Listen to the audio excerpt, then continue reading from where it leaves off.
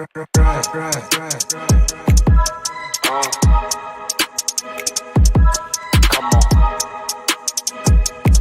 It's fast breaks. Listen.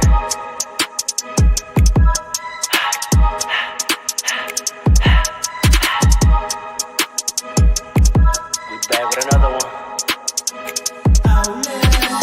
Fast breaks, yeah, we coming with the takes. Never early, never late, but we always push the pace, yeah. And we really study tape, y'all just view the highlights. Man, we really watching games, yeah. You just watch from the stands. We run 3-man weeks, Paul, Trey, and Allen, yeah. Way more than a fan. We got love for the game, we don't have to pretend. Got it out the mud like you get it off the glass. I'm to run the fast break, throw me the outlet. Yeah, we got it out the mud like you get it off the glass. Time to run the fast break, throw me the outlet. We on the break, it's fast break. We on the break, it's fast break. Let's go.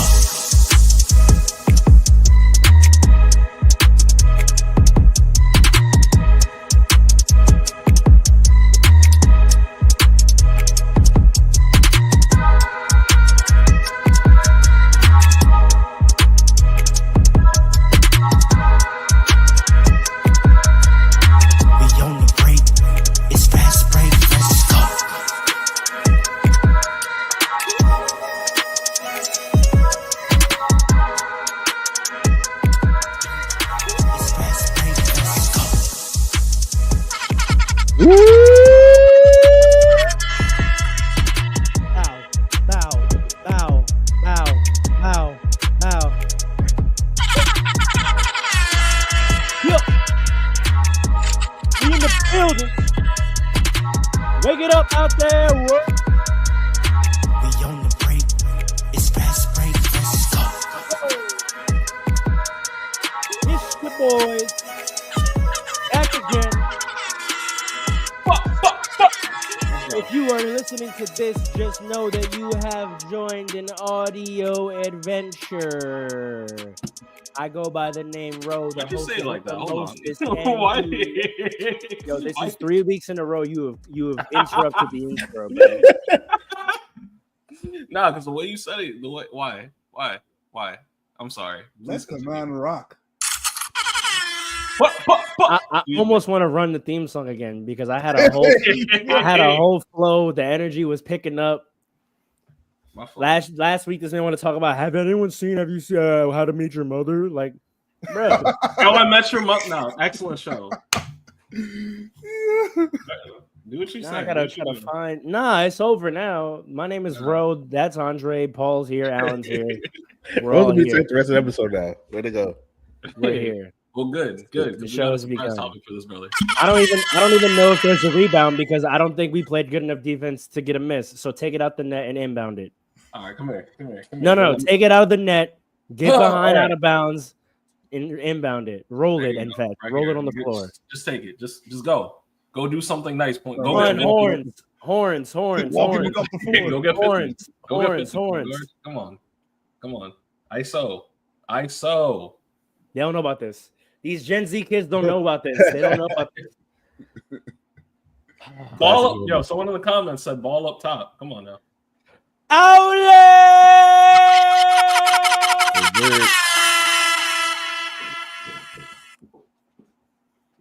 Where's my gunshots? Oh no. Where's my gunshots? Producer man. Welcome. We're gonna jump right into it. The cast apparently has a surprise topic for me this morning. I'm very excited to see what they want to get my take from. Usually I'm just the hostess with the mostest, and you know this. But today they want me to be a hot take specialist. And you know what? I'm a team player. I can adjust my role. Usually I'm the point guard, but they said, look, we feel like you're going to have the hot hand today. Go ahead and get in the corner and come off this pin down. So my hands are ready. I got my man on my hip. Let me know. Let's do it. Let's run the play. Listen, funny.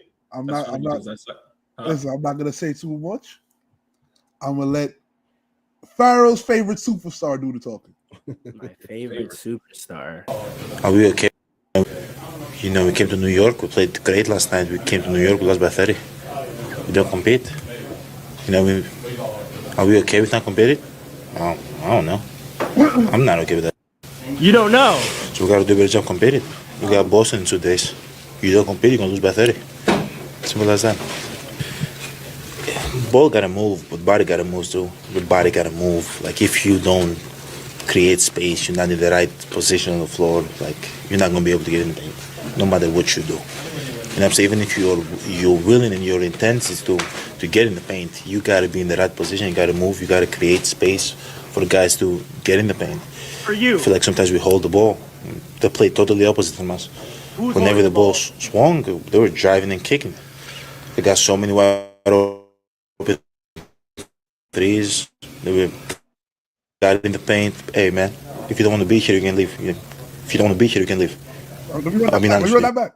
In the paint. Hey, man, if you don't want to be here, you can leave. You run that back. In the paint. Hey, man, if you don't want to be here, you can leave. One more time. In the paint. Hey, man, if you don't want to be here, you can leave. You're a generational troll. If you don't want to be here, you can leave. Who is he talking to? Look at this Let's brother. get Man. it. Content. Giannis is serious. He's dead serious too. First, he He's dead serious said, too. hold on. This is how he's gonna force his way to the Lakers. This is how he's gonna force his way to the Lakers, man. Come on. You didn't you? You said he was down with us. Is that what you said? Are you fighting with Kobe right now? Are you sure? Listen. Are you sure? Just tell me if you're still sure about him. I have faith, but I don't see it. Listen, man. Why First, he said. Why is he talking like he's Moses talking to a burning bush? Stop it. Stop it. First, he said, hey, baby, you got to make some changes, baby. Some people got to leave. Maybe I got to leave. Right? Then he says, I don't think Pharaoh. They said he was looking at somebody in the locker room when he said, yeah. Because you know why? Because brothers was rolling their eyes when he was going on that soliloquy. Somebody said, "Oh, brother." You don't like it here? It was Brooke Lopez. I will probably say Torian Prince. Hey, you don't like it here? You can leave. You can go. This ain't for you. This ain't for the weak of heart, man. It was either that or it was a reporter who is, because you know the local reporters, they are over it. No, that's a fact. They They're are over him. I don't think they're over him. All I can say to start is to pick up right where I left off when I talked about having the league on your shoulders and being in the face, and I particularly use the phrase "giving us good sauce." So I'm gonna start with a question. I know I'm supposed to be shooting right now, but I'm gonna pass it to get it back. You know what I'm saying? I'm a little give and go action. A little give and go. Okay. My brothers, my fast break family. Is that good sauce? I want to hear you one by one. Is that good sauce? Hey man, you don't like it here, you can leave. All right, get up out of here. I got a sauce to make because what I just gave you was bad sauce. I got to go make a new batch. Come on now. What I will say is we have seen superstars and coaches try to challenge players like that. Shaq does it every day. So, I mean, I don't know. I really don't know. I'm conflicted on it. Honestly, me personally, I'm conflicted. I want to hear what you got to say, but I'm conflicted. Right. Honestly. So I'm gonna say this: like my off the cuff, like first gut reaction is, I think it's definitely more good than bad because he's talking to the reporters saying we all gotta compete. He's challenging his team to play better, right? Because for whatever reason they're just not playing well. And he's talking mostly about the defensive end because it's just like what we said last week about rotations. He's talking about body's got to move. You're not doing enough. Blah blah blah. And he's challenging the team. He could just be. He's not like blaming the coaches and like stuff and like making these little side comments to get traded again. He's blaming the players. Right. He blaming the players and basically saying we gotta play better and play harder. So like my gut reaction is telling me that's good, but that's without doing no further investigation and looking into, them like not watching the game and seeing what happened and see if he's like sneaking anybody. You know what I mean? Just off reaction, I feel like it's good. More good than bad, at least. Okay. Andre?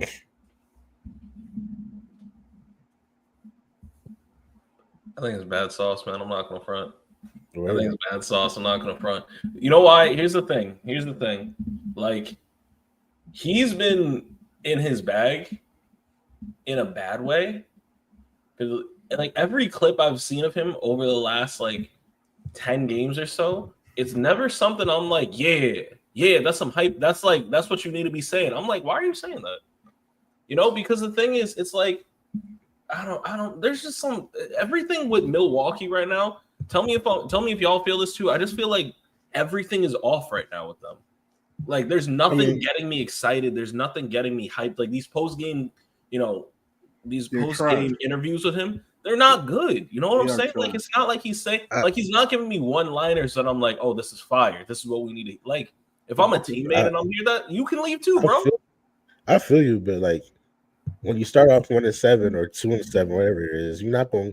It's nothing but bad juju when you lose it. You know what I mean? Like nobody's up in the locker room right now, so like you're not. That's just the vibes of a losing team. It's and always going to be like that. Let me say this: Giannis, they played the Knicks. First of all, let's go Knicks. Let's go Knicks. Let's go. Second of all, the Giannis played well.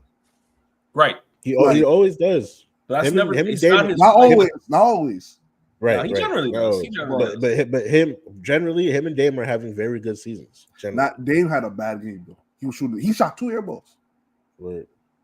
You know why? Because the Knicks are nice defensively. This isn't any of that foo-foo shit. All right, we're playing real defense. All right. I mean, that is part of the like they didn't bring the intensity, and that's what Giannis was trying, because the Knicks are gonna bring the intensity, and if you don't bring intensity, you will get blown up by 30. I don't care who you are.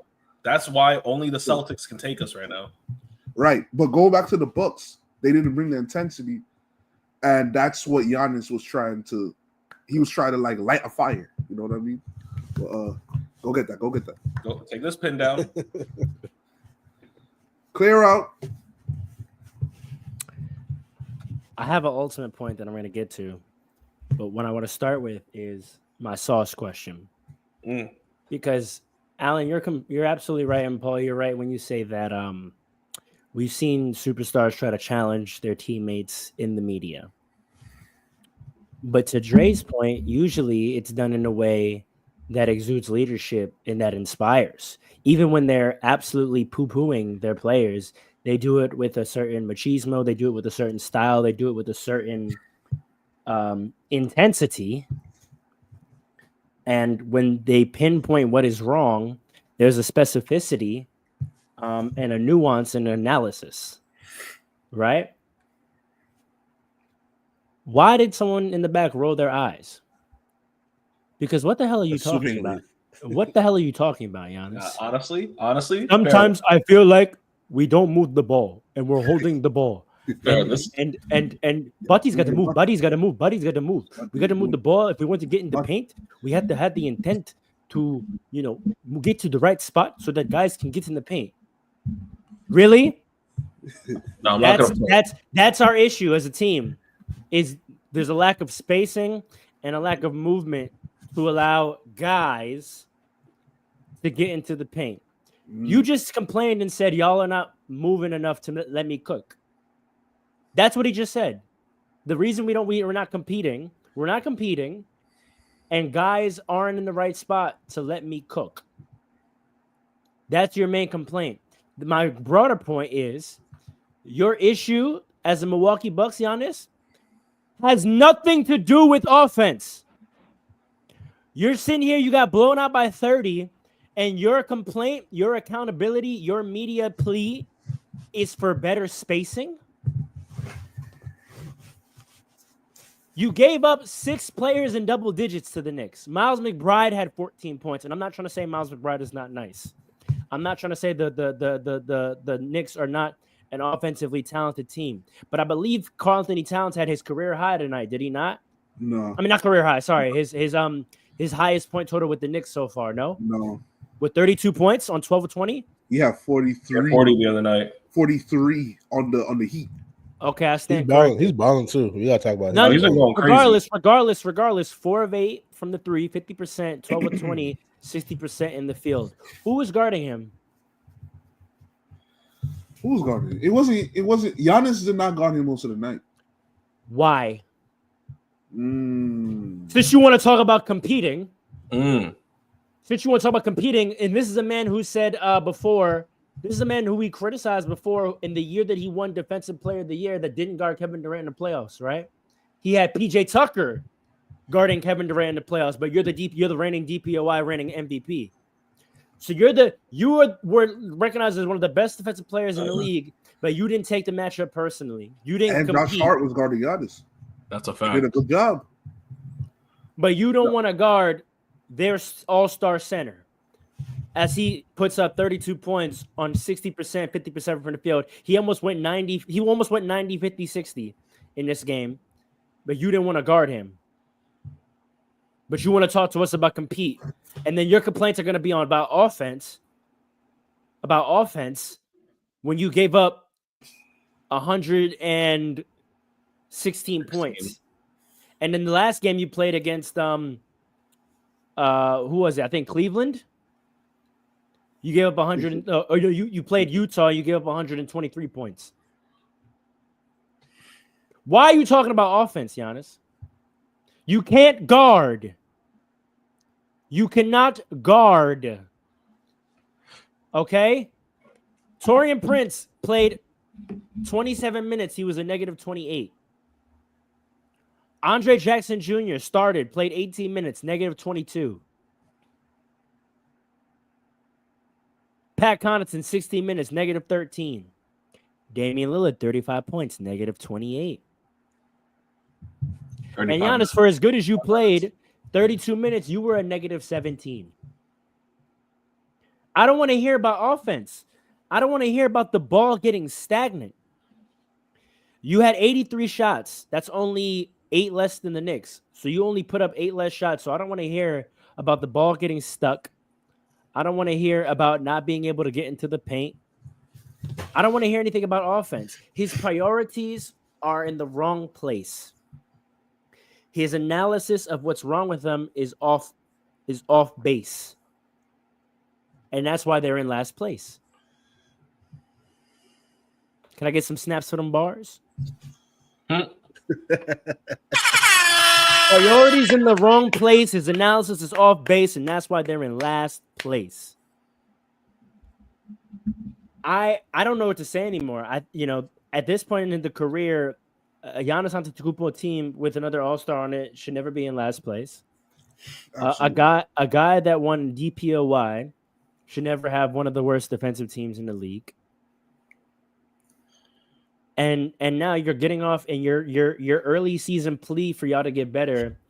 You're complaining about a level of compete when you're not guarding the best player of your position, and you're talking about offensive struggles when you're the worst defensive team in the league.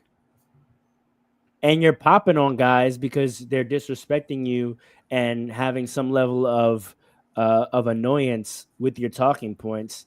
And your response is, if you want to be here, you can leave.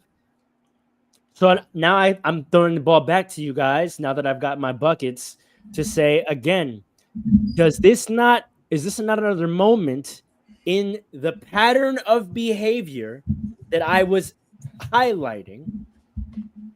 So why maybe this guy doesn't get respect from his peers in the league? Are you not seeing a trend with petulance and indignance that does not serve winning or competing?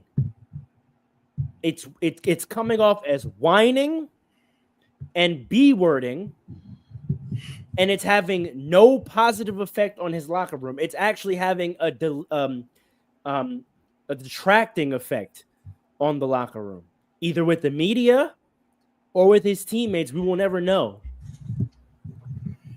But do you see, I said I was going to point it out every time it happened this season. We're 10 games in, and he's got a moment already. So your reactions, do you not see it now? Because we're going back 3 seasons now that I've been pointing out these moments where he seems to be exuding the antithesis of what he built his brand on as a player and as a leader back when he was winning MVPs. So I was going to say this before, because something you said reminded this memory of mine. So I was in college. I used to work at Sears, and if anybody knows, Sears has largely, if not entirely, gone out of business. It was a dying company when I started there. It was a far more dying when I left. But we had a manager, nice guy, and he was very passionate about Sears. And every time he gave a speech, and we'd have these morning meetings, and every single morning he'd give a speech that sounded exactly like this one. If you're not happy here, you can leave. Man, everybody's unhappy. The place is dying. This organization, Giannis, is dying. You have to do something about it.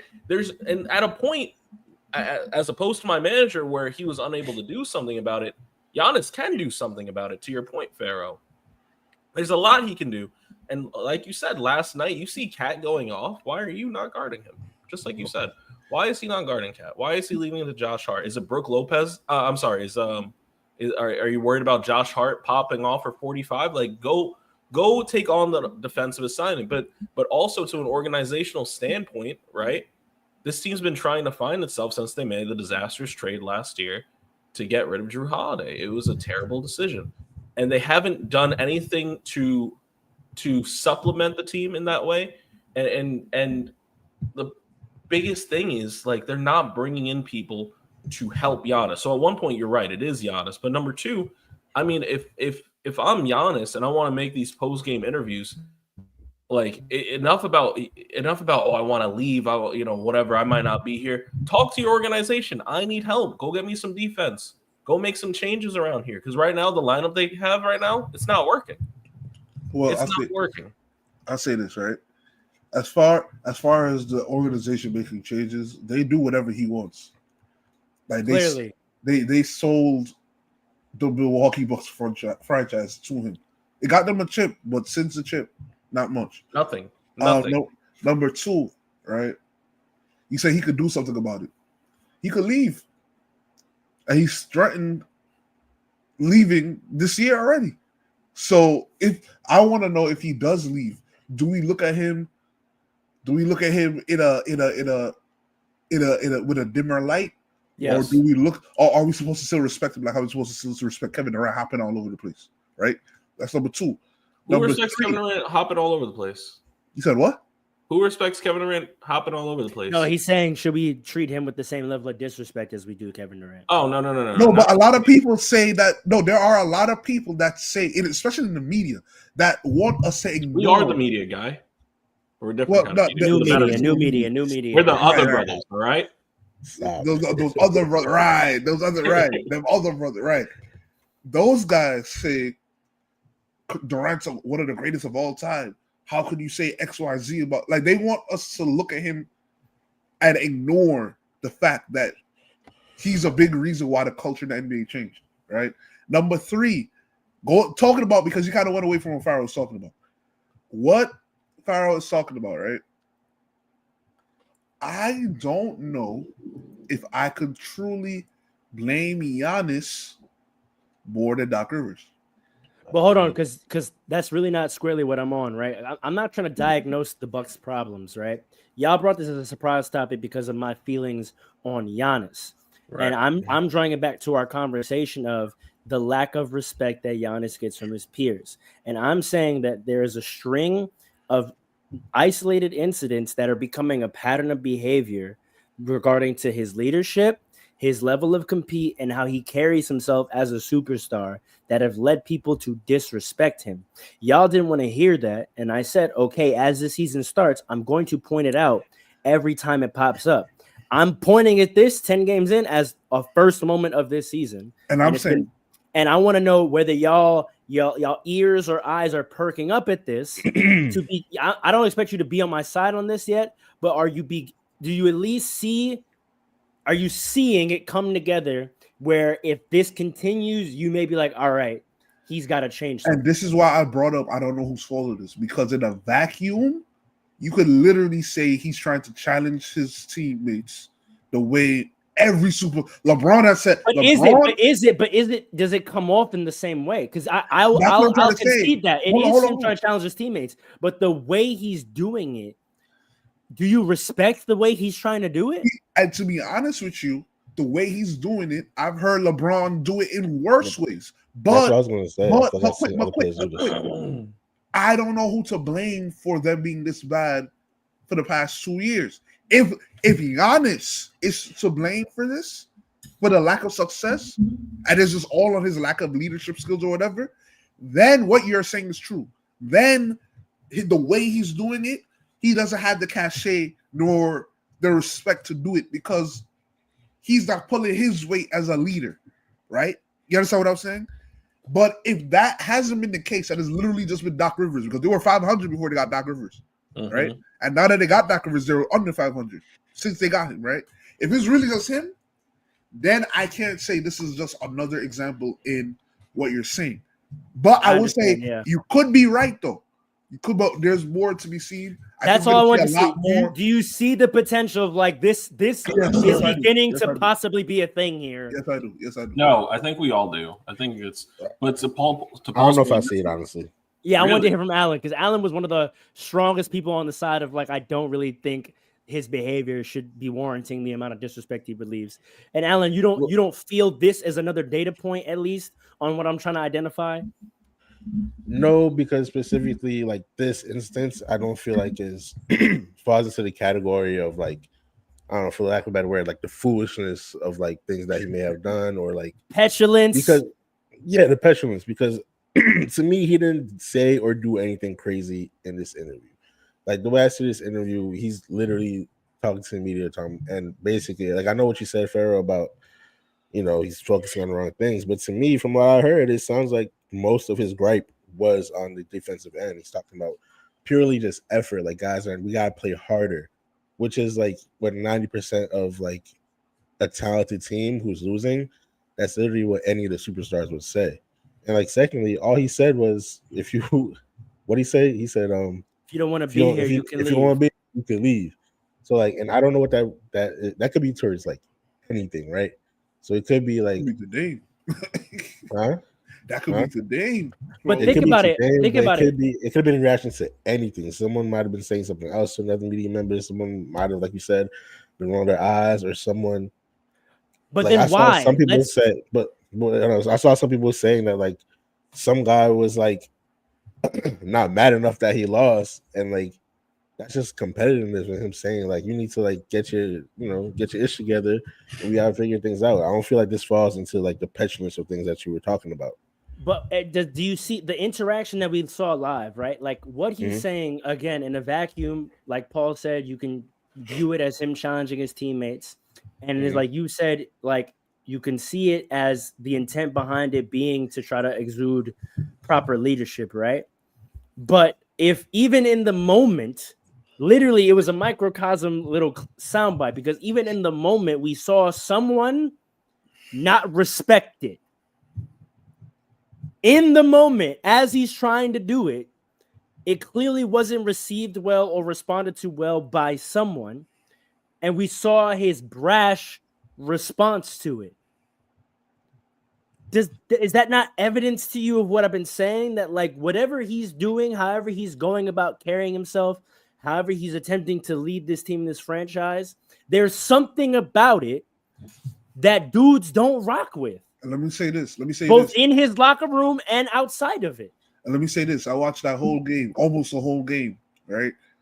He was talking to a vet because the rookies played the hardest out of everybody. They all had positive plus minuses. The rookies what did you say? Played hard. Even when they made mistakes, they played hard. He said that he was talking to a vet because the rookies play hard, and I said all the rookies had positive plus minuses. I told you who he's talking to already. But what does that say? Here's the thing. Oh, interesting. We're talking about what it is, and I think we're right on the money with that. But I'm trying to get to what does that say? Think about it. If you he's in his what year now? He's in his 11th season. You're a champion. You're a 2-time MVP. You're MVP DOI combo. What does that say if the vets of the league do not respect or respond to your leadership? What does that say? Well, so the thing is, it's like when we talk about vets in this context, he is also technically a vet at this point. So these are not. That's my point. You can't fool vets. Yeah, that's what I'm trying to get to. You can't fool vets. Just like Paul said, you can't fool the people with marketing. Mm-hmm. I think someone rolled their eyes because in a vacuum, everything he's saying sounds like it's maybe the right thing to say. But the vets are calling BS. They know that he's trying to give a hot take. He's trying to do the classic, I'm going to challenge my team in the media. But they know that when they get out there between those two lines, he's not on that. That's what that tells me. The rookies, they're going to buy into all that. Oh, my God, it's Giannis. Or He's telling us we got to play harder. We got to play harder. But the vets are sitting there, and a veteran is looking at Giannis and going, I know you're not talking about competing when you didn't guard Cat and he had 32 points. I know you're not talking to us about competing. I'm telling you. You can spin that for the media all you want. I know you're not talking to us. Because that in and of itself is a huge like assumption, because I could also present a situation because we don't know if he was talking to someone who was, like you said, reacting to what he was saying in the moment, and that was his reaction to the reaction.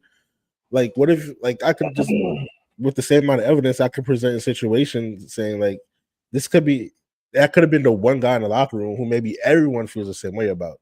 What if everyone else in the locker room feels like that, for lack of a better example, like, just for argument's sake, what if it's Torian Prince who's, like, rolled his eyes, like you said, but the whole rest of the team feels like how Giannis feels about Torian Prince, and he doesn't, like, put effort in the court, and Torian Prince is just rolling his eyes because he's not really caring. Maybe this dude's playing for a contract or something. There's so much. I feel like we don't know. Like, I can present to you the same situation, and that changes the whole outlook. You know what I mean? I'll give that to you at this time, Alan, but I'm going to keep doing this because with all these incidents, you are trying to identify these extenuating circumstances to excuse the behavior or to rationalize it. And my question moving forward, and then we can get off this topic, is just, how long are you going to keep doing that? How many more of these kind of incidents with him are we going to continue to try to find the thing that seemingly rationalizes it or excuses it? Let me say this. Right? Let me say this to finish it off, right? Usually where there's a lot of turmoil and in a locker room and it rolls over to the court, usually in this era, we find out after it implodes what was going on. So we'll know. We'll know. There's a lot we don't know, but we will know. We'll find out. I'm telling you right now, I'm calling this. He was talking to Brooke Lopez. Oh. Brooke Lopez is going to pop off. And here's how I know that. And here's how I know that it's Brooke Lopez. Because Brooke Lopez is the one that got 32 dropped on him. And he was probably begging for help, being like, my knees don't work. Giannis is like, no, you got him all game. And he hears these comments, and the first thing he's doing is like, F this guy. He can't do anything with Cat, man. Cat was blown by him on the perimeter. Well, he shouldn't be guarding him. That's my point. But and it's funny. Think about it. I'm sorry, hold on. Think about it. How many situations has he been in the last 10 games where that is actually true? Where Brooke Lopez is guarding guys like centers that Giannis should be guarding with all that defensive talent he be claiming, and he's getting blown out, and there's nothing he can do. He's not. We have seen him. If you go back and watch clips, we have seen him consistently out of position where he needs help, and Giannis is nowhere to be found. I put my bottom dollar on it. He's talking to Brooke, and Brooke is tight. Listen, man. Don't be surprised if Brooke Lopez gets traded mid-season. I could see that happening, but do not be surprised. But Brooke, it's funny. Giannis guarded Cat. I think it was 2 times. I know for a fact it was 1, but 2 times I think, and he blocked Cat. He did a good job. So and I'm trying to. And to Farrah's point, it makes sense. Like he should be guarding Cat. Yes, like they have the same body type almost. I don't know about that, but I see what you mean. Yeah, like they're the same size. Honestly, they're both like Giannis might play more like a forward, but a little bit more, but not even this year. Like he's 7 feet tall. He's 7 feet tall. We got to stop hiding. 7'1". He's 7'1", man. So Giannis should have been guarding Cat. You're right. That would have made a big difference in the game, and players could have been looking at him like, you didn't even want to guard Cat. Because let me tell you something. I just feel like, and I'll go to you, Andre, real quick. I just feel like Giannis has turned more into preach than practice. I feel like Giannis gives these kind of sound bites when he gets in the media and he's popping all this stuff. And I feel like the way people are reacting to it, they're receiving it and processing it as fake. Because during the game and during practice and on the bench in the huddle, you're not on that. You're not on that. You don't be practicing that. You don't be having none of these kind of takes when we have team meetings. You don't say none of this during film. You don't be having nothing to say about us during any of these times where we're actually trying to win. But after we lose, you're going to get in the media and pop off. And it's the same thing I think with on the court, right? Like, again, like I said, priorities in the wrong place. When that game ball situation, I'm seeing the consistency. We just lost, and you're crashing out over a game ball. They won that game, by the way. I meant whatever. to correct that. I meant to correct Did that. they really? Not the same. They won. All right, then I stand corrected on that. Right. Are we sure? Yeah, I looked it up after the fact. I was like, All I right, feel like that's really sure. We be doing that a lot. True. Fast breaks. But we can get off it. I'm holding myself accountable. We're taking us to the red table. All I'm gonna say is keep watching, and I think probably within the next 10 games, there's going to be another moment, and just watch how people respond to him, because it can't. If everyone feels the same way about you, at what point do you look at yourself? Like, how long are we gonna say Giannis is getting disrespected and something is wrong, and guys are not giving him the respect he deserves? And when are we gonna start saying, what is he doing to make people feel this way? Mm-hmm. That's all. That's all. I'm gonna just continue to ask that. The only thing I'm going to add to this conversation, and I think it's because in both my legal career and my writing career, I'm in the same mode, and I've been reading a lot of things about this, about how people like struggle to take that next jump, right? When they're working on a sequel, they struggle to capture what made the first book so great, right? Or they just got off a career year and they want to take that next step from like junior associate to mid-level associate or to mid-level senior, and they don't know how to fully capture what they did that worked so well. And he's having that problem now. So he's trying to do all these things because that's what he was doing before. This, and to go to Pharaoh's point, there is a level of consistency where he has been taking these takes and saying these things. The only difference is now you're on the other side of the hill, my friend. Mm-hmm. You got to change you got to change what you're saying, because this woe is me, no one respects me. You're a champion. Is he saying that? I haven't heard him say that. No, but it's the attitude. It's the attitude. Yeah, he blames everybody. It's the attitude that you all argued me down to validate. No, like y'all whole point was like he deserves to feel this way, and he deserves to crash out because he's being disrespected. We've said that was a very specific instance, but it's not specific, bro. It's a thing. No. Listen, here's the thing: we can disagree on a specific moment, which now that we know he won the game, we actually were justified. But I can agree with you for the That doesn't mean that doesn't mean you were wrong on his entirety of his behavior. Because you're not. Right. No, I'm saying I take the L on that one because maybe his priorities weren't in the wrong place at that time. But again, I'm still looking at the way he's treated and how he reacts. And if you zoom out, this is another moment of that. Pharaoh. He's acting a certain way, and we see how it's being received. Pharaoh, you know what the counterpoint to your argument is? All right. Go ahead. Is LeBron one of the greatest players ever? That's not what we're talking about. That's not what we're talking about. No, it's not. Let me be clear. That's not what I'm talking about. I'm not trying to take away from Giannis's greatness as a player. I'm not which is why I didn't want to talk about the state of the Bucks in terms of their winning, because that's not my analysis in terms of Giannis. I know, but that's not part of my analysis of my criticism of Giannis. Like, on the court, he's playing well, and I don't think he's a large part of why they're losing per se. I'm just saying in terms of, again, coming off the marketing conversation, coming off of the stars in the league and Paul's point about the players are not doing enough, and thinking particularly about Sauce, you got this guy that was supposed to be the bastion of competitiveness and a certain bravado and leadership and a certain respect and being a grinder and a hard worker. And the league writ large no longer receives that persona from him.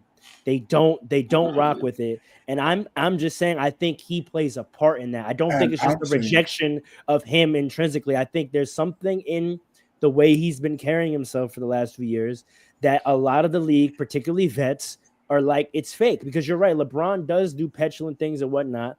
But at the end of the day, the way LeBron overall carries himself, guys receive it from him and go, you know what?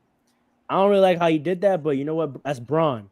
And I know at the end of the day, that man is about his business and about what he's trying to do, and he's going to show up every way. And what he's talking about usually is right. We just wish he said it a different way. Well, I'll say this.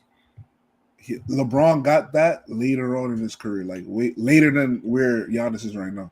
So, because LeBron is the most passive-aggressive superstar ever. Yeah.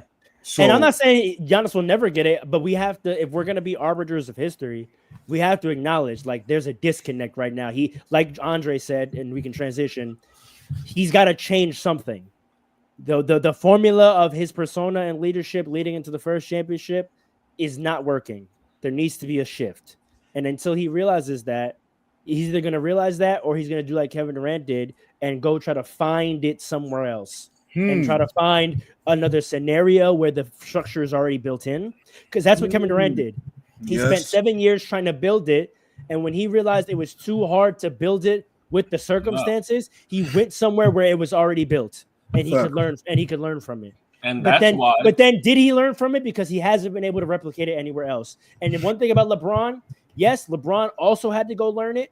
He had to go to Miami, which he acknowledges, and that's the biggest thing. He said going to Miami was like going to college for me.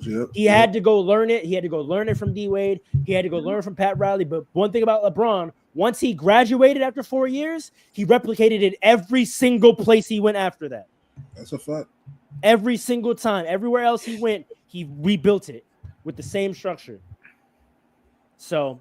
And that's sorry, and this is probably my last point. And this is why he's not capturing properly what he did the first time.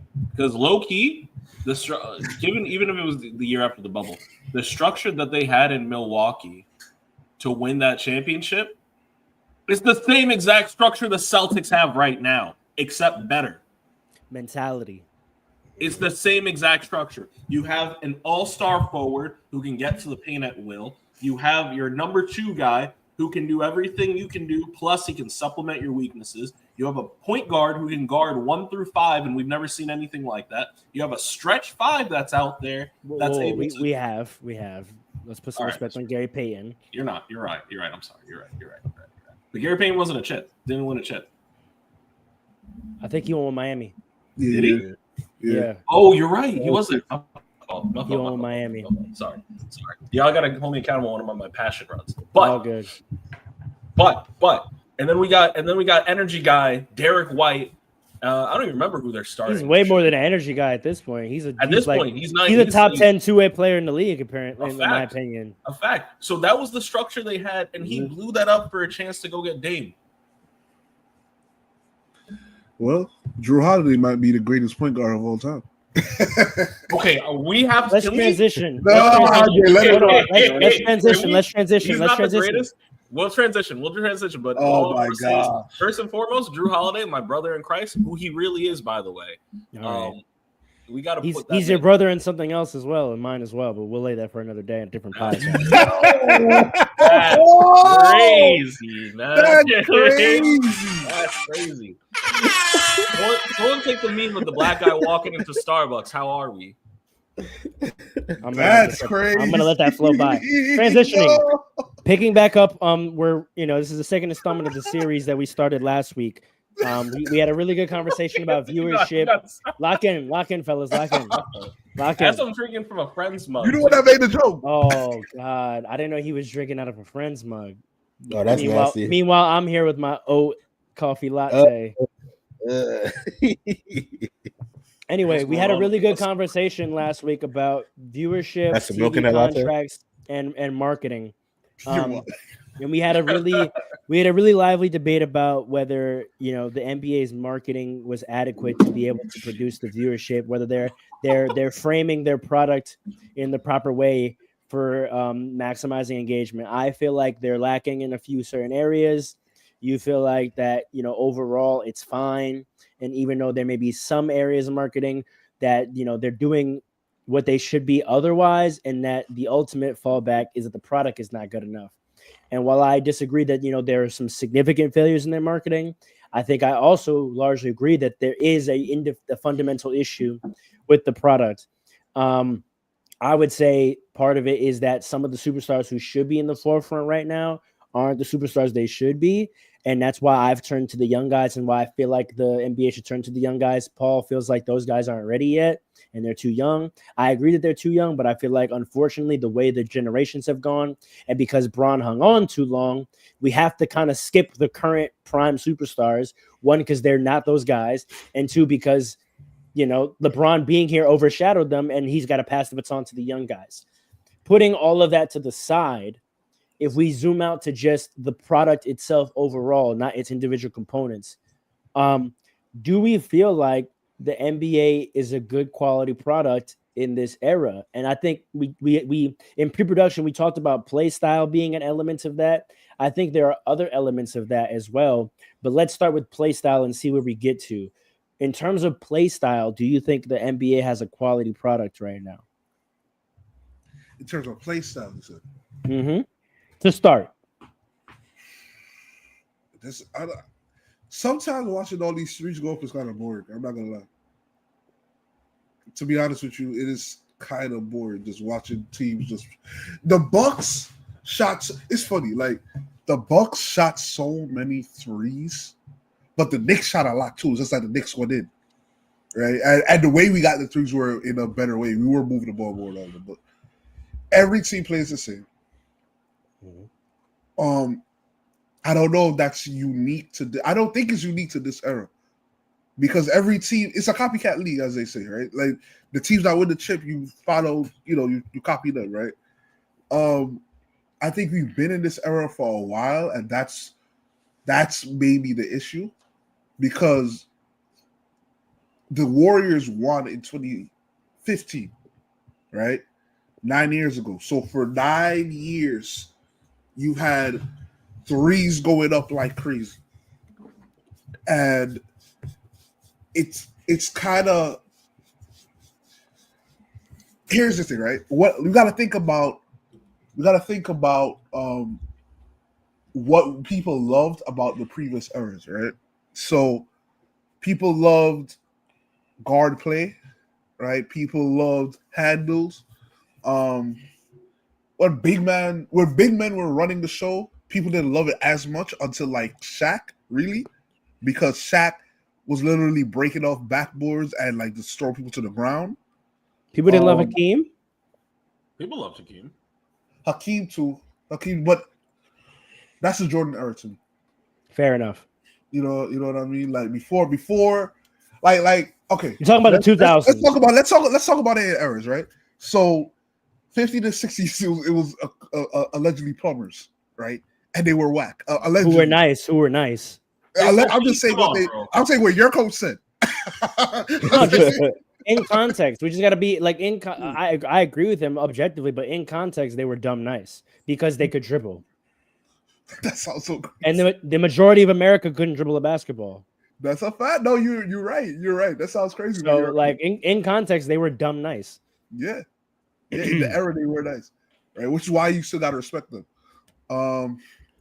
In addition to that, then you move forward to the 70s, right, where the league was in a rut, and the ABA, which had a lot of the ball handling athletes, right. They had the real athletes and the ball handling that we saw in the decades later, right? Right. Then you go to the 80s.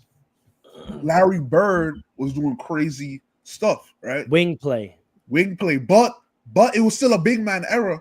But Larry Bird and Magic were the ones because of their play style. Magic was flashy. Larry was the wing.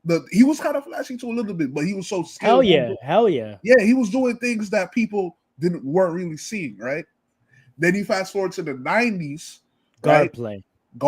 Athletic guard play. Yeah. Athletic Mike, guard Clyde, Dominique. Right. Yes. Right. Then you move to the 2000s. George Gervin. It was a mix of that and the dribbling. It was putting guards and bigs together. Right. Yeah. Big Right. little duos. Big little Right. duos. Kobe, Right. Shaq, Tony, But and as far as a Kobe. play style, there was a lot of flashy handling, breaking ankles, and one era, right? Yes. And Street you ball still had- influence. right, and you still had the Jordan influence with the wings like McGrady, Carter, Kobe, and all Yes. them, right? Yes. And they Three mix level it guys. together too, right? You mix it together too. Then you fast forward to the 2010s. What would you say? I think it's pretty much Pick and roll. a lot of pick and roll, a lot of pick and roll. Pick and roll era.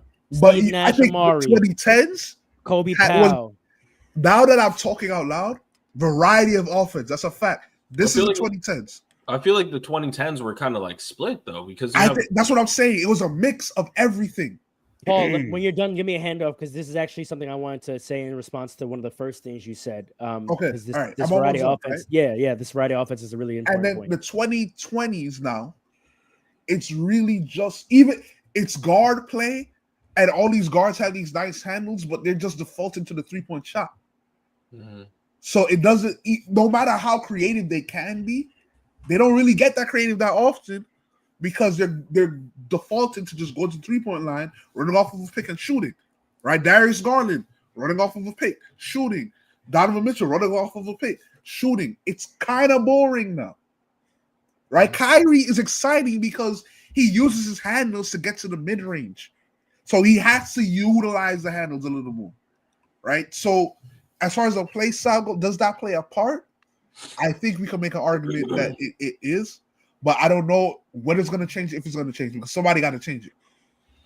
Well, I mean, So- you know, hold on, let me just jump in. 'Cause I Power wanna- play more yeah. to it, Yeah, this variety of offense point. I think that is a very astute comment, my brother Nomad, because Paul, you started your take by saying that it's a copycat league, and I think it hasn't always been. I think the thing that used to make the NBA great in terms of competition and intrigue was clash of styles.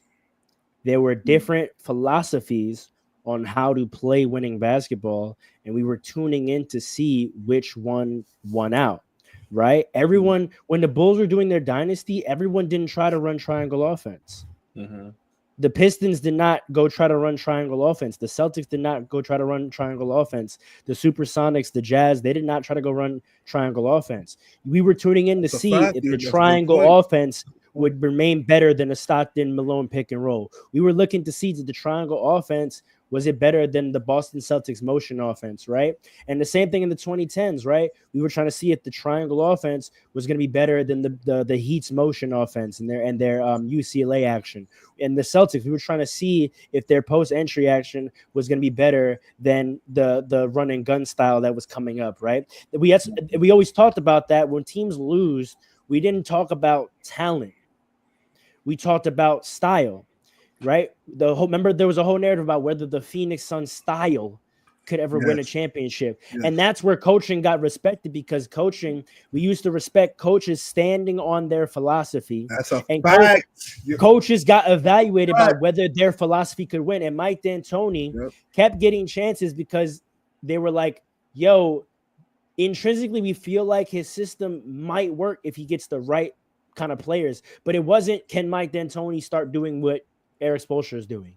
Can Mike D'Antoni figure out how to do what Phil Jackson is doing? No, it was, can Mike D'Antoni find the right roster of players that can maximize what he's trying to do such that system wins? And then he revamped it with Houston and got close again, where it was like, yo, maybe this type of play can work. And then you had Kobe, an old veteran, saying, yo, that system is never going to win. Right, that style of play is never going to win. And that used to be the narrative. It's like, yo, you got this team with this identity versus this team with this identity, and which one we're going to find out which one is better. Iman Shumpert during his legendary stories, he talks about how Steph and the Warriors, and I say those two things separately because it is two distinct points. He says how they've ruined that, right? Because Steph's style of play, instead of guys trying to develop their style to beat it, everyone's trying to develop that skill set. There is no diversity. People say this is the most skilled the NBA has ever been. And while that's true, it's the least diverse in skills the NBA has ever been. Every player is being developed the exact same way. Everyone is developing the exact same moves, which leads to what? Everyone trying to play offense relatively the exact same way. And so everyone's trying to be the best at this style, and no one is developing a unique style based on the talent and skill set that their roster has and trying to see if that can compete with whatever's winning, right? You could say Boston did that, and Boston has succeeded in that. Now they have a 5-out, fully switchable offense where everyone shoots, everyone dribbles, everyone can pass, and they're the team that's got it right now. And no one's trying to challenge that style. Everyone's trying to mimic it and see if they can do it as good or better. There's no competing style of basketball. And it's funnily enough, you know, when I look back at some of the individual championships that we keep talking about, sometimes I see different styles, but then the teams go away from it almost immediately. When the Lakers won, it's because we returned to post basketball. And no one could deal with us because how are we going to guard both LeBron James and Anthony Davis playing in the post? No one can mess with it. With Giannis, it was a 1-4 flat offense, right? No one could deal with that 1-4 flat. When the Nuggets won, it was with a big man being a facilitator, right? And we talked about this before because we attributed to the players, and we said, yo, like, we don't know who the best player is this era because no one has proven that their style is the winning style to play as an individual, right? Everyone wanted to be Jordan because Jordan showed that style of play as an individual was the best kind of player you could be. Yes. Right? Yes. Kobe, same thing, right? LeBron, same thing in his early years, right? Right now, there's no one that has credence to say my kind of style as an individual is the best kind of player you can be because no one has shown that they can win multiple times being that kind of player. Well, I'm saying that's true of teams as well. No team has established a unique, distinctive style of play that has proven, that can prove it's the best way to play other than the Warriors. So everyone is still trying to chase the Warriors unless they find a hot streak with the style and get a chip in the year, but then they immediately go away from it.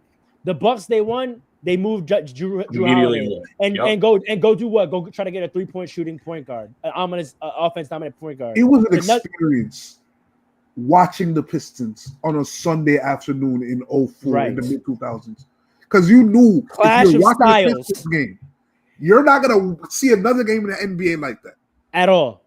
And when you're watching the Suns, different. You know you're what? Yes, that's facts. And that's why the viewership is low because general games, when we look at, and this is why no one gets hyped for matchups, general games, when you look at the NBA schedule, when you look at the TV schedule for a night, and you're like, what team do I want to watch? Outside of like whether you have a superstar you really like, you're like, I know what all these games are going to look like. Right. I actually did the other night because, you know, I try to watch as many games as possible. I'm lucky enough to have League Pass. And I was flipping through Timberwolves Bulls, and then I was flipping through Cavaliers somebody, and then I was flipping through Utah Milwaukee because I really wanted to see Milwaukee play in full, right? And man, I was watching the same game 3 times. Yep. I'm flipping through the games and I'm watching the same exact game, and it's like, yo, like everyone, yes, are the offense structured a bit differently in terms of cadence and action? Yeah, but the superstar skills that I'm watching are somewhat the same. I mean, Giannis. Yeah, this is why superstars are the only bastion of conflict that we have left, because there are a couple superstars that are unique in their style. Giannis presents a very unique thing that you're watching. Jokic presents a very unique thing that you're watching. LeBron presents a very unique thing that you're watching. But other than that, I mean, Luka is just modern of Harden, right? Dame and Dame, Darius Garland, Donovan Mitchell, they all play the same thing. They play the same way. Exact same way. Shea is just a classic 30-point scoring guard. Like there's no He's one who's unique though.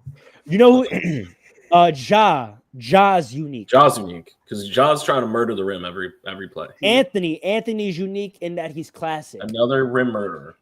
But also that he's reminiscent of 2000s 2 guard. Yes. He's a classic. A lot of threes this year, though.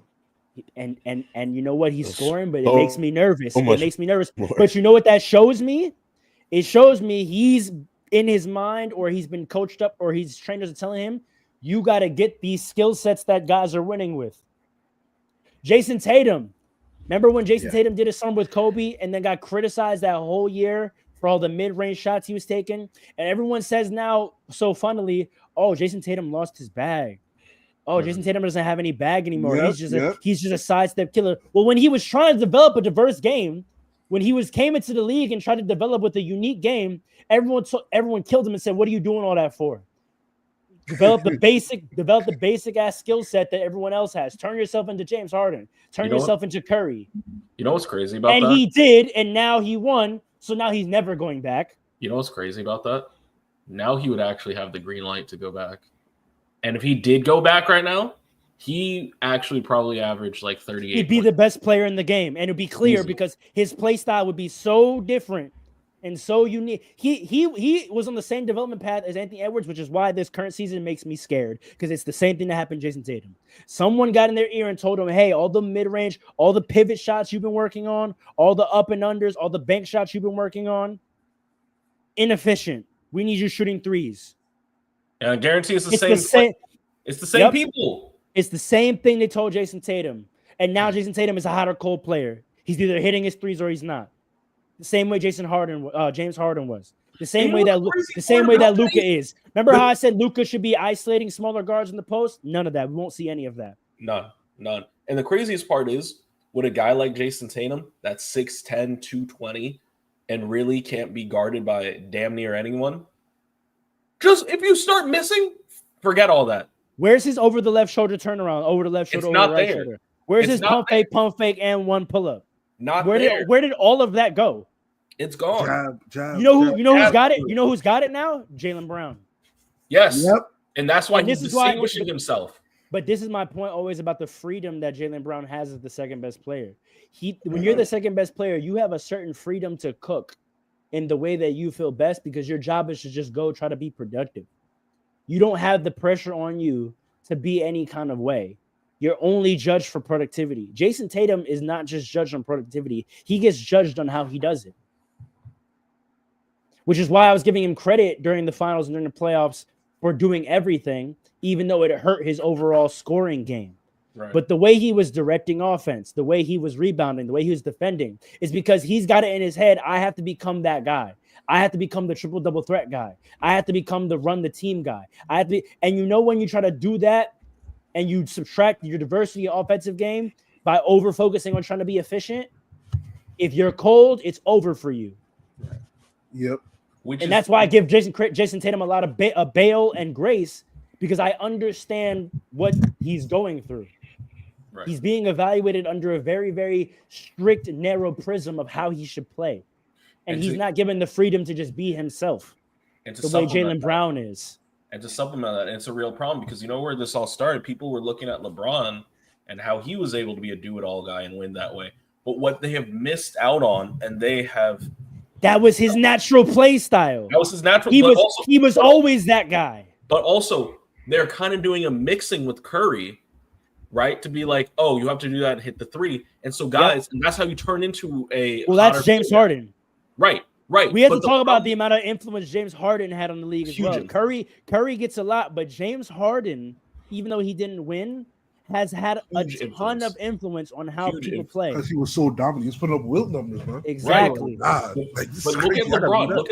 There are I think it was like last year or something was the first time in like 20 years that LeBron James didn't like have 20 points in a game or something like it was insane, because there's no cold when you're 6'9", 250, and you just say, oh, there's nothing open. Okay, let me just get to the rim. I'm going to the rim. That's it's I'm over. going to the rim. What are you going to do? Quick point, though. And that's what Jason Tatum needs to learn. That's what a lot of these guys need to learn, man. But quick point on Jason Tatum, though. Marcus Smart was their point guard at that time when Jason Tatum was in his bag. Mm-hmm. Yeah. So whose decision was it to put it all on Tatum's plate? Was The Jason Celtics. Tatum to want that? Or was it- No, but remember, that was the whole problem the Celtics had. The whole problem the Celtics had was like there was no orchestrator. There was no organizer. That was They were Marcus playing- Smart.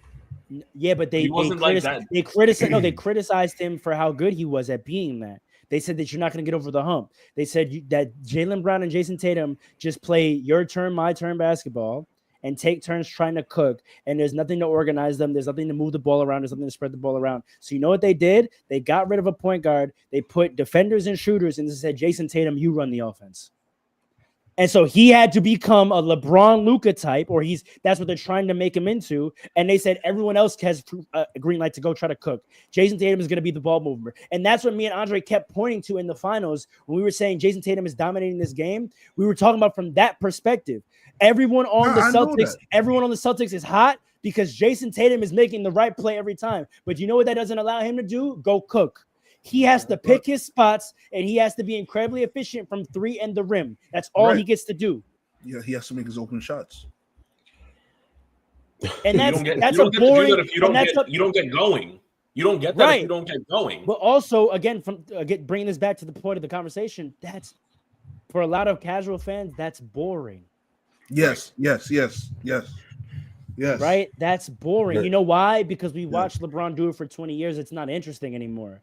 We watched LeBron do it. Then we watched James Harden be a triple-double threat. We watched Russell Westbrook be a triple-double threat. We've been watching Luka do it now. That's not interesting anymore. The biggest thing about Kobe and LeBron, remember, was not just that they were the two best players. It was that they had polar opposite styles. Yes.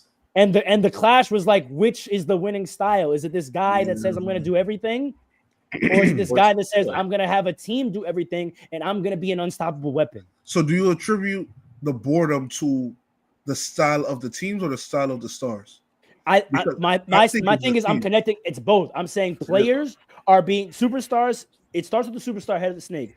Superstars are all being developed. If you're 6'5", if you're between 6'5" and 6'9", you are all trying to be developed into Luka, James Harden. All of them. If you are 6'1" to 6'4", you are all trying to be developed into Steph Curry. And if you are 6'10", if you are 6'10" to 7'1", you're all trying to be developed into Kevin Durant.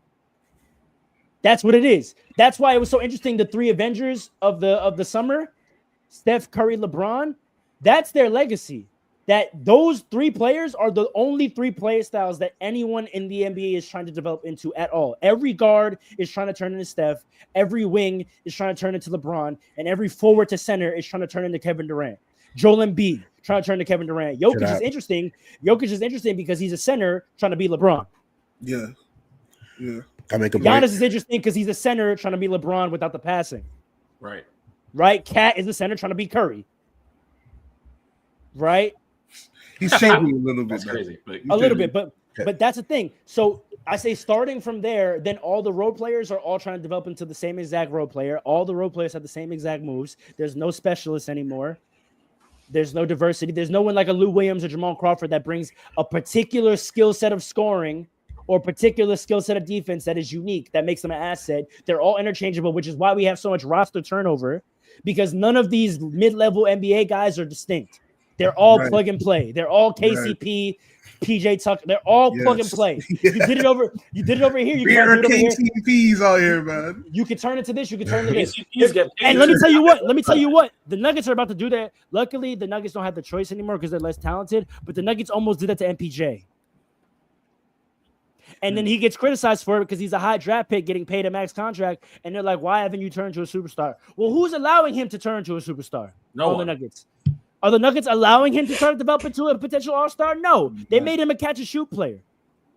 And yet when we saw in the playoffs this year, to Andre's point, when he is allowed to cook, I didn't believe it because I said I'd never seen him do it. I've never seen MPJ really be a dynamic player and cook. But against the Lakers, they let him because he had the mismatch. And Mike Malone's smart enough to let it happen. But they could play that way. They could get back to winning. And look honestly, what happened. If they let MPJ turn into a wing superstar and let him be himself, let him be the player that he was drafted when he got drafted. By the way, look what happened when they didn't do that. The immediate next series. Cooked. I'm sorry. I'm just so glad he said that because I've been waiting for someone. No, it's a great example. Vindicated. It's a great example, man. They're turning all the role players into the exact same player. They're turning all the superstars into one of three superstars. And what that results into, to answer your question, Paul, is that all these teams are trying to become the same team. And then that's why it becomes an arms race. Because to become that team, become the team the Warriors are, you need a certain kind of players. And every team is trying to get that players. And the The team that wins is the team that's able to get those exact players, which right now is the Celtics. Because they have those exact players. They have the Porzingis. They have the shooting big with some handle. They have the defensive point guard. They have the 3-and-D wings. And they have the do-it-all superstar and the dynamic scoring superstar. And you know who met them in the finals? The other team that has exactly that. Luka Doncic, do-it-all superstar. Kyrie Irving, dynamic, getting his bag superstar. And a bunch of defenders and shooters. But they didn't have as good of them as the Celtics had. So what do? They go try to get those kind of level players. They go to get Klay Thompson. They go to get, you know what I'm saying? Like, so it is a copycat league, and it's bad. That's why the Timberwolves got rid of Cat. Mm-hmm. Forget this 2 twin tower dynamic, unique offense that we were trying to build together. Forget that. We're going to turn Ant into a 3-point shooter. We're going to go get a defensive point guard that can shoot, Dante DiVincenzo. We're going to go get a ball mover, Draymond. We're going to try to turn Julius Randle into Draymond Green. Yeah. That's what he's doing over there. That's what they're and that's boring. There's no, just like there's no clash of players. We're not interested in the conflicts anymore. We're not interested in the battles between players anymore. It's because we're also not interested in the battles between teams anymore. That's why the playoffs it's not interesting. Yeah, because that's why the playoffs and then in the regular season they don't play as hard all the time. That adds on to it. So that's why the playoffs are people just want to see who's going to win. That's why people watch the playoffs. But in the regular season, you're not winning anything except for the NBA Cup. And it seems like they care about it, so we shall see.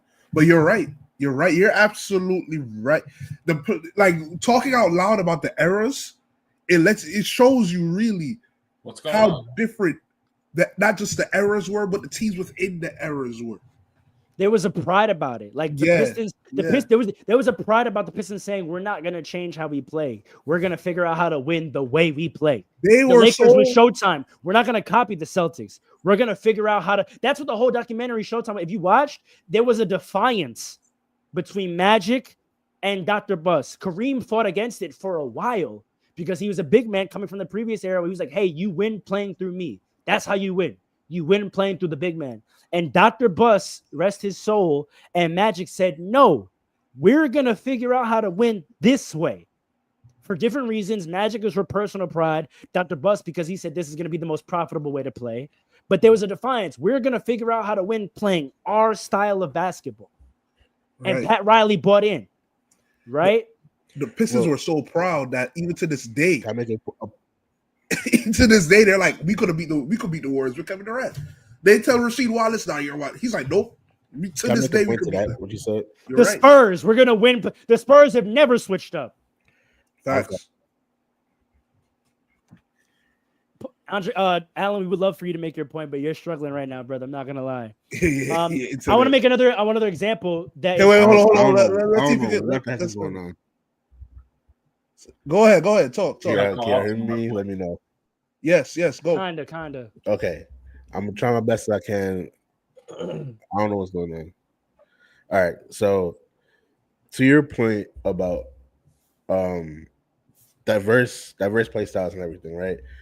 All that there was diverse play styles because, like you said, there was different skill sets. Right now, the league is the most skills ever been, meaning that everyone has a lot of people could do more different things, right? We got big men, everyone could shoot basically.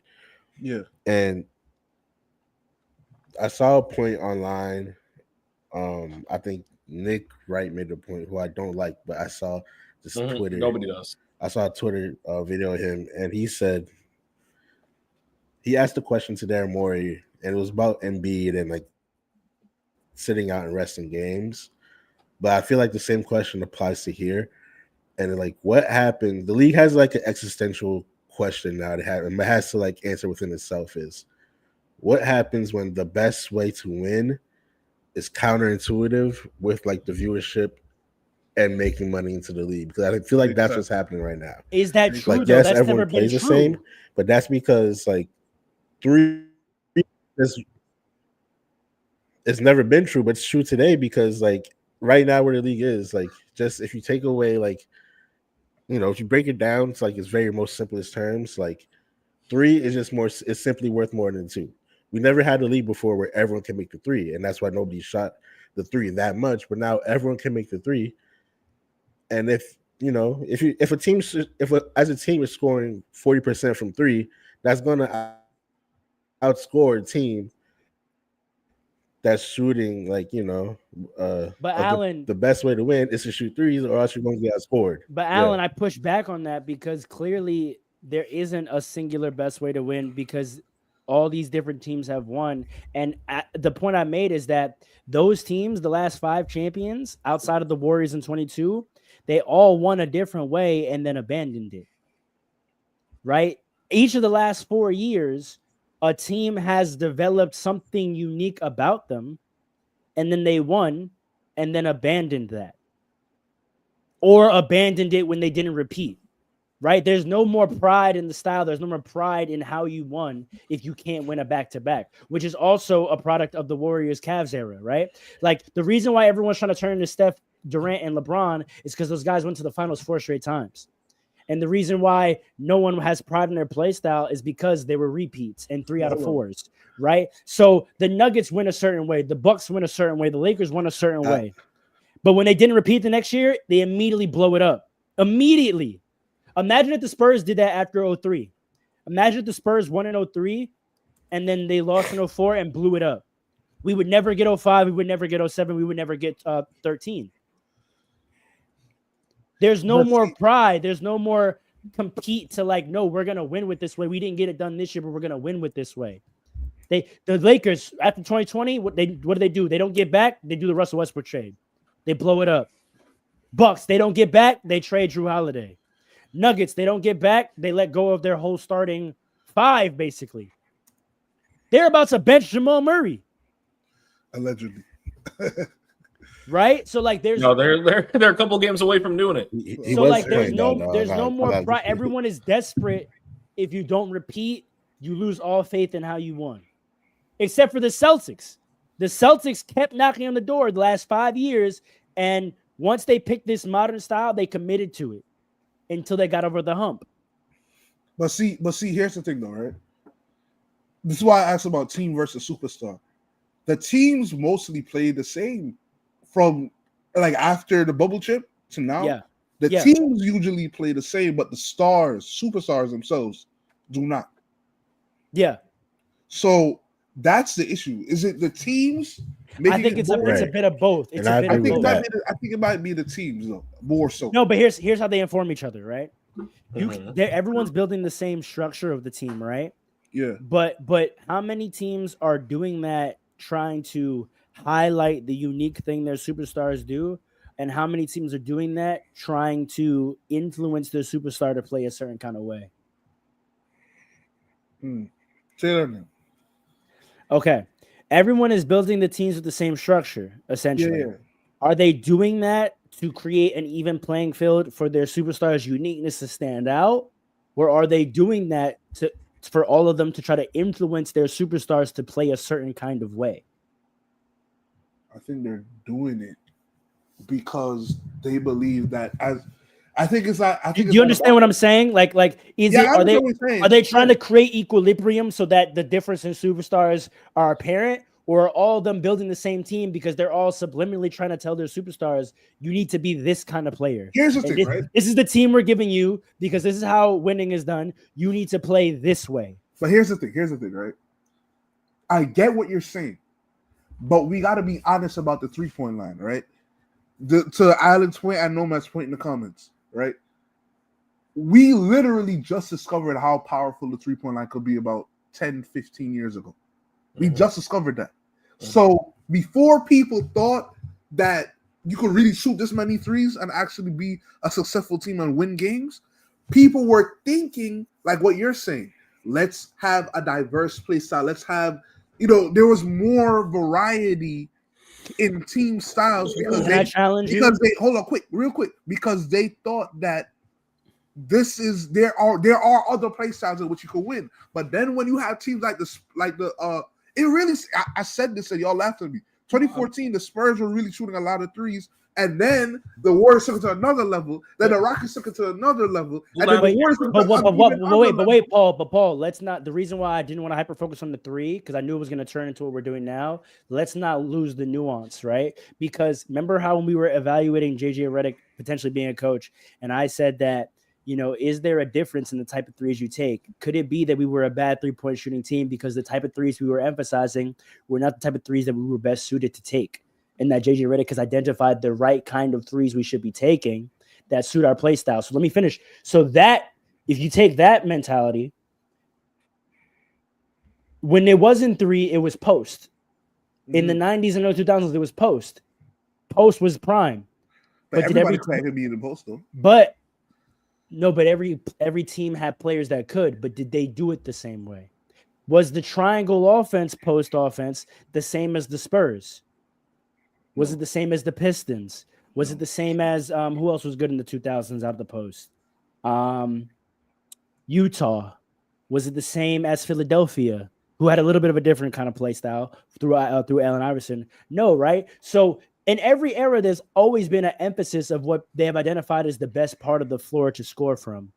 There's still a difference in perspective and philosophy on how you get to that spot, how you organize players around that spot, and how you attack that spot. So to your credit, right? The Spurs did shoot a lot of threes. They didn't shoot the same kind of threes that the Warriors did. To the Warriors era, the Warriors and the Cavs were the two top shooting 3-point teams in the league. The Cavs, one of those years up until before, at that point, that season, the Cavs as a team made the most threes of anybody in NBA ever. Yeah. Did the Cavs and the Warriors play the same way? Absolutely not. Absolutely not. So I'm not hearing that this focus on three is the reason we've lost diversity, because there's a diversity of ways you can attack the game from the 3-point line. No one is looking into that. No one has the balls to try to experiment to figure out the way. Everyone has the same skill sets. And that's why I'm saying it's the teams and the styles. All the players are being developed the same way. And so all the teams are playing the exact same way, regardless of whether the three is the focus or not. But when you break down basketball to its simplest form, you have a catalyst for the offense, right? Which is usually a pick and roll or some type of isolation play, right? Or some off-ball screens, right? Or post entry, which are kind of like ISOs. Or move. No, post entry isn't. That's emotion. If you're in the post, that's emotion offense. But no. If you get the ball in the post and you're expected to score. That's not post entry. When I talk about post entry, I'm not talking about throwing the ball in to score. That's low post play, right? That's like playing through a post scoring offense. Right. I'm talking about post entry, which is what a lot of the Warriors do. You're throwing it to the post to then do action off of that. You're making the post player the playmaker, right? When they throw the ball to Draymond in the post, it's never to score. Right. It's to get the ball out of the primary ball handler's hands so that they can become scorers. Right. Okay, I see what you're saying. Okay, so either pick and roll, dribble handoffs, motion. Right. UCLA back cuts. Right. Which is a lot of it is off ball screens though, right? Yeah, but that's a very broad. We could be more nuanced. That's very like off ball screens. There's off ball screens in several different types of offense, right? Like let's be specific, right? Like there's UCLA motion, there's 4-out motion, there's post entry, there's pick and roll. There's even different type of picks and rolls. Are you a top pick and roll team, or are you a side pick and roll team? Are you a transition pick and roll team, or are you a half court pick? But the goal is to get an open look or give it to your best player and make correct. That's what I'm trying to say, right? But how and where you do that can be different. Right. Yes. I agree with you. But here's the thing, though. What about those other guys surrounding them? At the end of the day, the best type of three is the open three, no matter how you get it. Right. And I think the reason we see the styles the way we see it today is because the nucleus, this is why I said the stars themselves are different in a way. They usually fall into like you said, a LeBron mold. No, I agree. I'm saying the two inform each other. That's all I'm saying is the two. Right. They're not isolated things. They're happening because each is happening. The teams are playing the same way because the superstars are the same way. And I think the superstars are the same way. And then that's how the teams are being built. But I kind of disagree with you. I think it's really like this is the inevitable evolution of the game of basketball. I reject that. I reject that wholeheartedly. I know you reject that, but listen to what I'm saying though, right? I'm saying that back You in know the why? 2000s You know why though? Because humans are not homogenous. So I cannot believe that. Athletes are not homogenous. So unless you're going to tell me that the natural evolution of humans is that we're all becoming the same exact athlete, then I would understand. Then okay, obviously we're going to start playing basketball the same way. But that's not true. They're different, and the guys that are unique in the league, why are they unique? It's no longer because of skill set. There's no more unique skill sets anymore because everyone with skills being developed the same way, trying to turn themselves into Paul George. But the guys that are super unique are the unique athletes. Giannis, Ja, Ant. Paolo. Those are the only guys that Those are the only guys that stand out because they're unique in their athleticism. But no one is catering to that anymore. Hold on. But it's easy to be unique when you're a star. I'm talking about the rest of the team. But they're not doing it. No, but I'm talking about the rest of the team, though. No one has a chance. What do you mean nobody has a chance?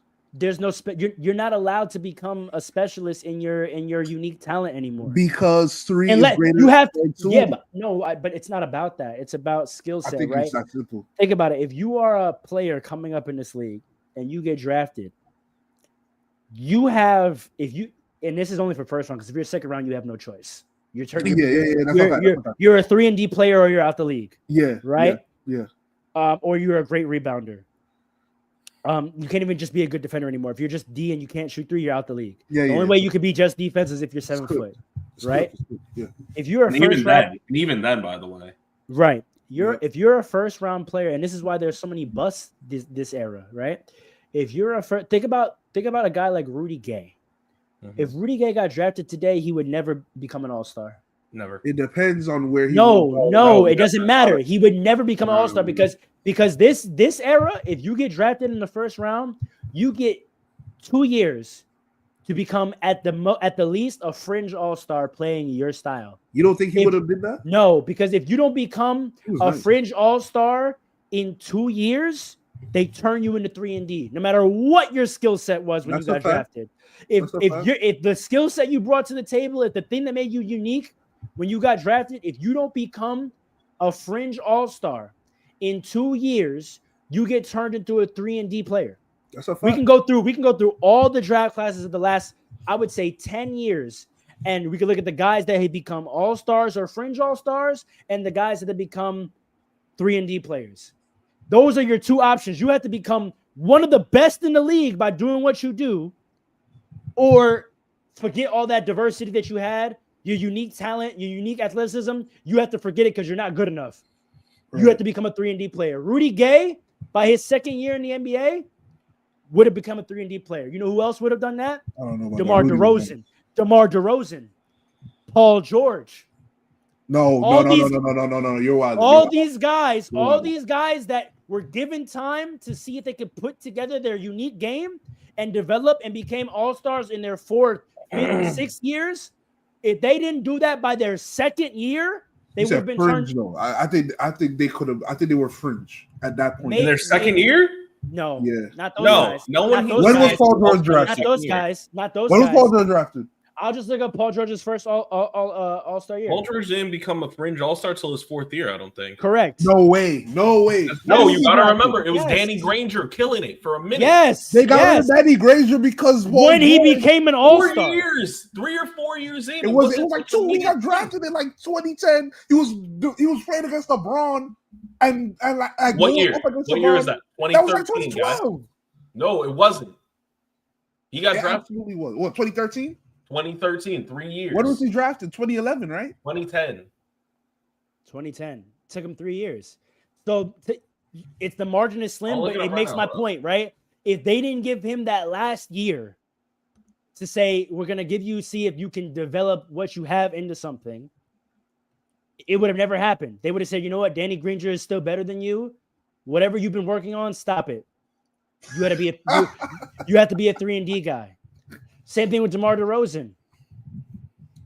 These athletic wings that we see in the NBA that just are 3-and-D guys, It's because they haven't been allowed to turn into anything else. Thank you. Once you get 2 years and you're not one of the best players in the NBA, they turn you into a 3-and-D guy. I mean, I want to just go through. Let's go through the draft class 2 years ago real quick, and we can end this. That'll be 2023. Want to do right?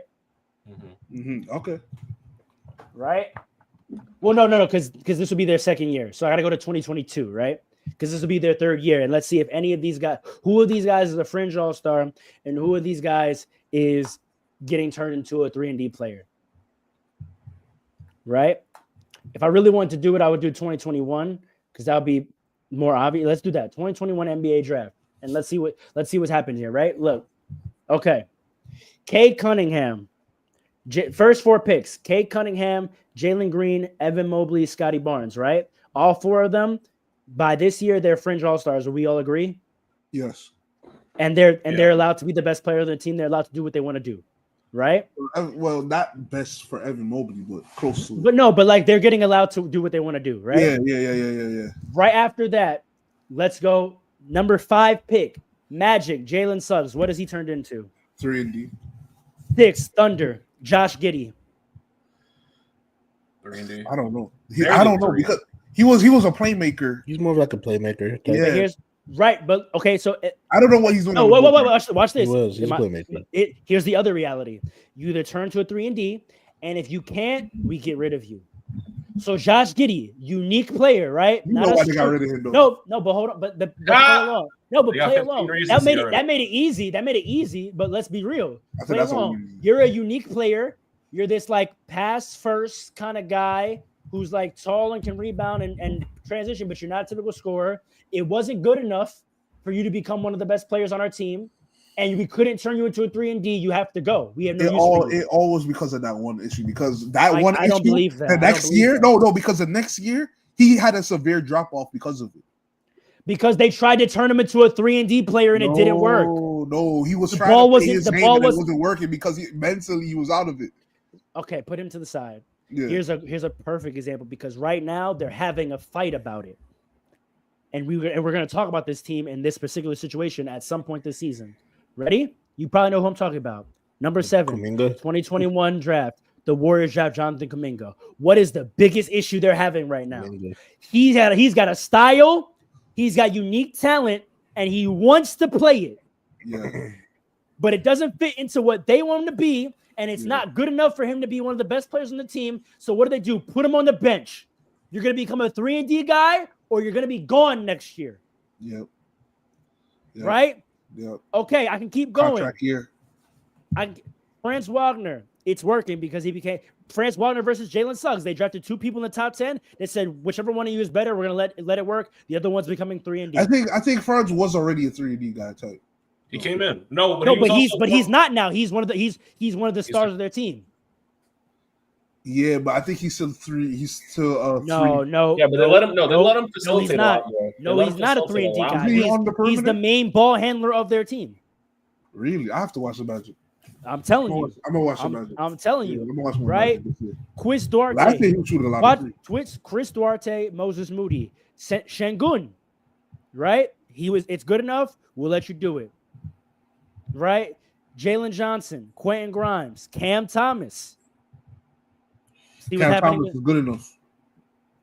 Until he's not, and they send him back to the bench.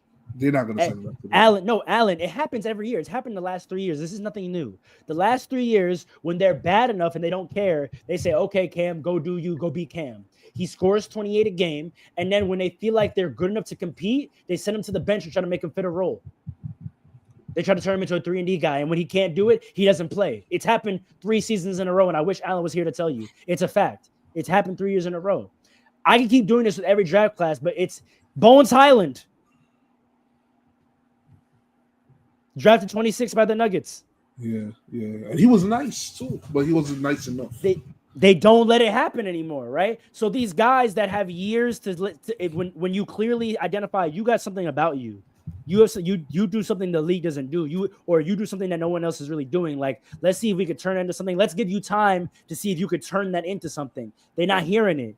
It automatically is some of the best in the league, or you're a 3-and-D guy. So to your point about these role players all being the same guy, again, I'm thinking because that's what the teams are doing. A lot of these guys have unique talents. They have unique skill sets. They're not coming in to be 3-and-D guys. The guys that are coming in to be 3-and-D guys are getting drafted 56th. And a lot of these role players are not guys that were drafted 56th, bro. Like, it's not a bunch of second-round picks running around out there. It's a bunch of first-round picks that are the starting 5 outside of superstars on these teams. So you can't tell me those guys came in and they were always destined to be 3-and-D guys. No, it's because that's what teams are doing. If your talent does not make, if your uniqueness does not make you one of the best players on our team, you have to be a 3-and-D guy. We're not letting you do whatever you are good at or whatever. No, 3-and-D. But I'm saying where we disagree is because I agree with everything, but where we disagree is I'm saying it was inevitable because the 3-point line got unlocked in the late 2010s. And because of that, if you're not a superstar, you're not going to give me 3 points from the mid-range. You're not going to give me 3 points. But what if I'm Jamal Crawford? What if I'm going to turn into Jamal Crawford one day? How many Jamal Crawfords could every team have? We don't know. That's the point I'm making. But if you have a what Jamal if Crawford what if I on would your have team, turned into Jamal Crawford? What if I'm going to turn into DeMar DeRozan? DeMar DeRozan not shooting threes, so we don't want it, like you said. Right, but what if I'm gonna turn into Rudy? But that's the point I'm making, right? Like it's team versus player. No, but you don't. I could become DeMar shoots threes now, right? A modern day he does. So a modern day DeMar DeRozan would be a guy developed with a unique skill set that DeMar has, plus a 3-pointer, right? The things like so. What if I was going to turn into Rudy Gay? What if I was going to turn into Andre Iguodala? Like we don't know what any of these players could become because if they're not the best players on the team, they're turning the 3-and-D guys. And we can agree to disagree if that's inevitable. I think it's an intentional choice. Look at this comment. No one's going to become that in college anymore because they send 1 year, which is also part of my point, right? The guys, like Dame, if Dame didn't spend 4 years, he would never become what he is now.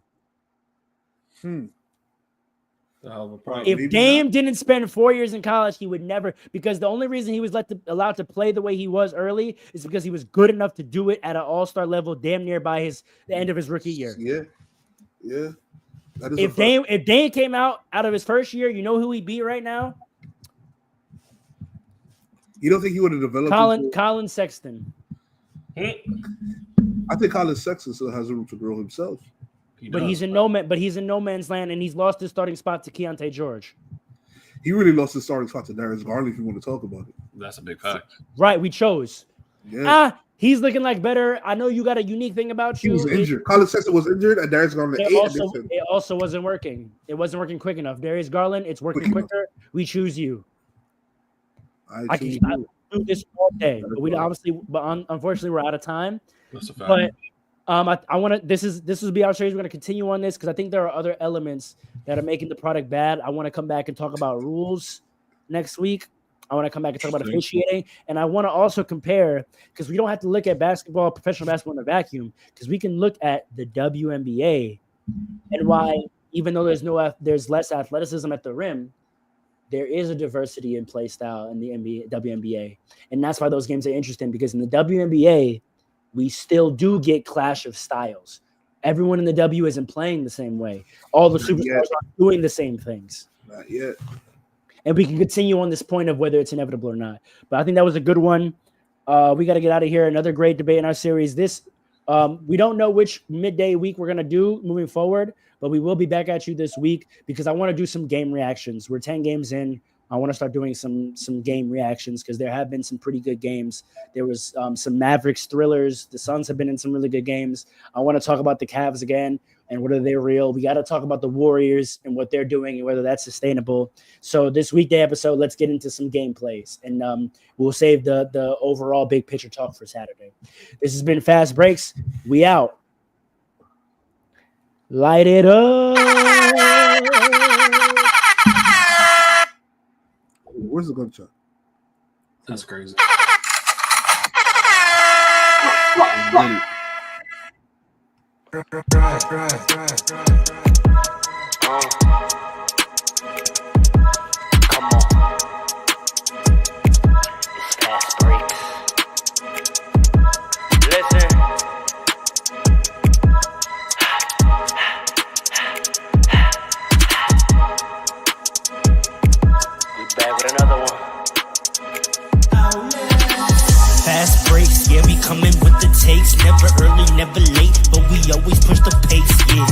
Yeah, and we really study tape. Y'all just view the highlights. Man, we really watching games. Yeah. You just watch from the stands. We run 3-man weeks. Paul, Dre, and Allen. Yeah. Way more than a fan. We got love for the game. We don't have to pretend. Got it out the mud like you get it off the glass. I'm the run the fast break. Throw me the outlet. Yeah, we got it out the mud like you get it off the glass. Time to run the fast break. Throw me the outlet.